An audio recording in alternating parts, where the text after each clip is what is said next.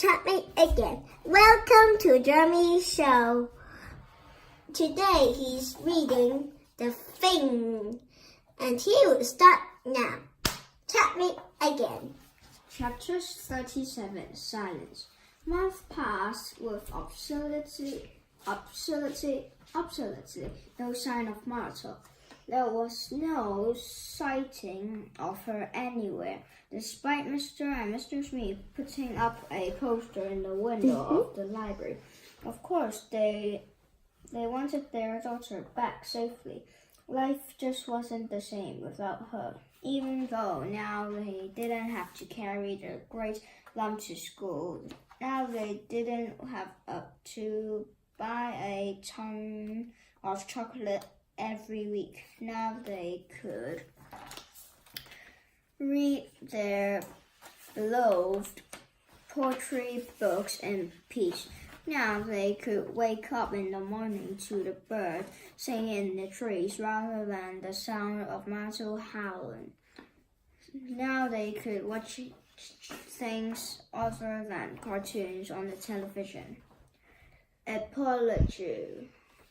In fact, it wasn't until they were watching a nature program one evening some years later that Mr. and Mr. Smith finally discovered what had happened to their daughter. Here in the deepest, darkest, juggiest jungle began the safari-suited expert, his hushed tones. We can see all kinds of curious creatures that we thought had died out many years ago. That is where I found Thing, exclaimed Father, nearly spitting out of his tea. He and his wife were sitting in their caravan, which was parked exactly where their house used to stand. Sadly, the house was still a pile of rubble. There might be a clue to the whereabouts of the Baltier's daughter, replied Mother. The pair leaned forward on the sofa and screened the expert continuous commentary. This patch of earth so remote that we don't know where we actually are, is home to all sorts of creatures that our forefathers thought were monsters, and which have only been written about in a long lost ancient book entitled The Monsterpedia. That's the book from the vault of the library, said Father, dunking a custard cream biscuit into his tea.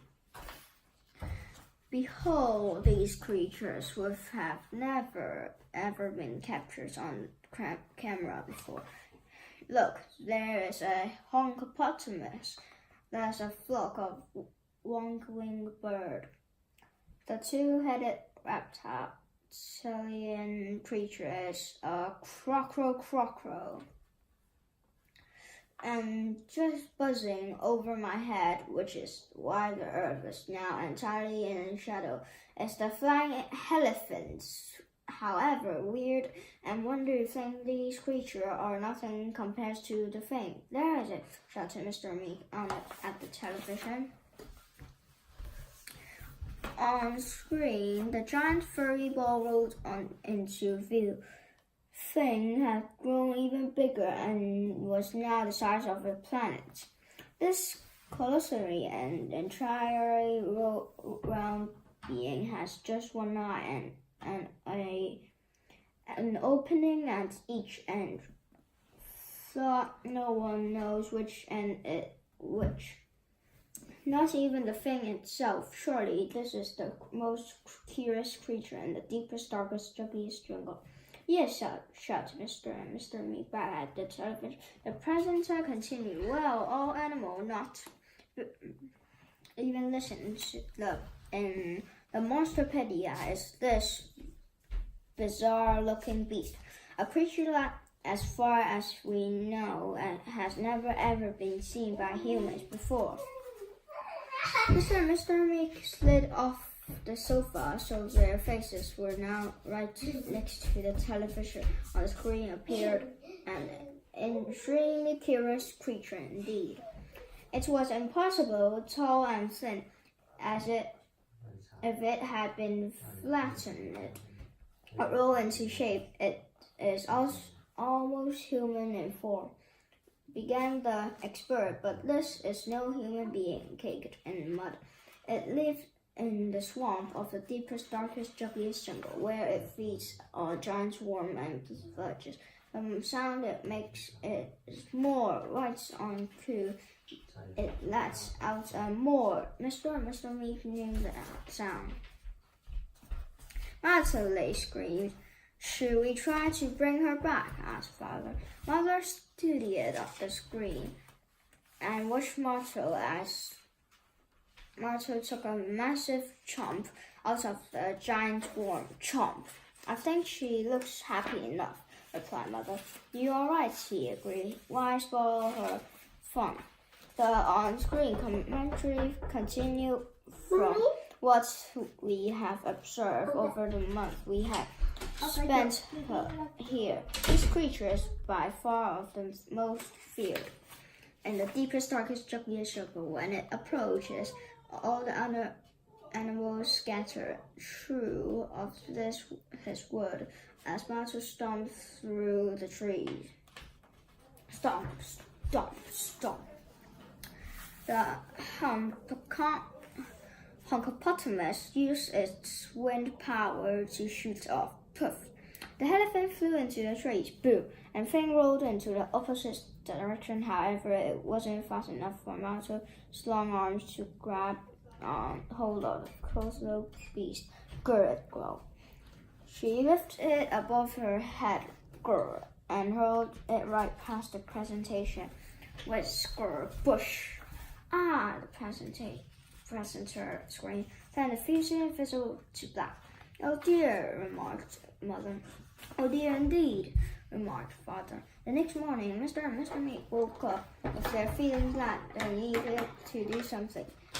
They were sure exactly what, but something.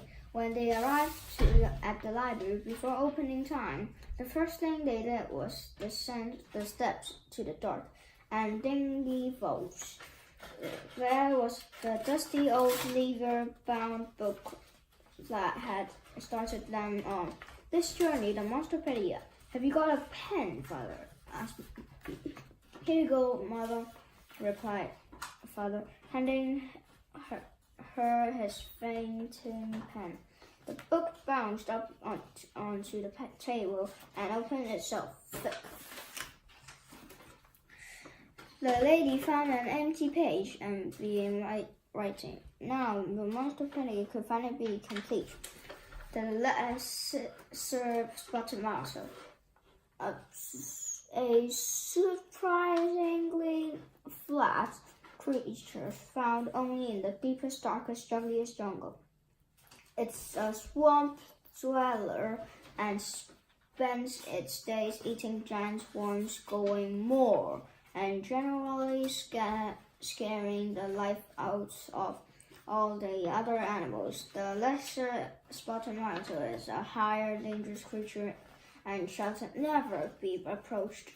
It is an absolute monster which is trying it belongs only in those pages of this book.